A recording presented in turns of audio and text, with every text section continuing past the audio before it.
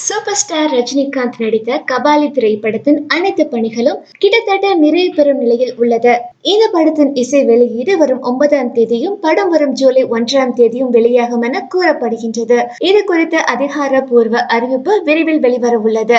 இந்நிலையில் கபாலி படத்தின் கர்நாடக ரிலீஸ் உரிமையை மிகப்பெரிய தொகை கொடுத்து ராக்லைன் வெங்கடேஷ் பெற்றிருப்பதாக சொல்லப்படுகின்றது.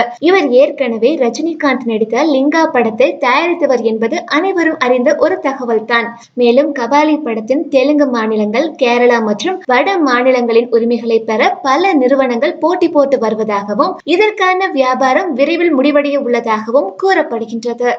மேலும் சினிமா செய்திகளை உடனுக்குடன் தெரிந்து கொள்ள கீழே உள்ள சப்ஸ்கிரைப் பட்டனை அழுத்தவும்.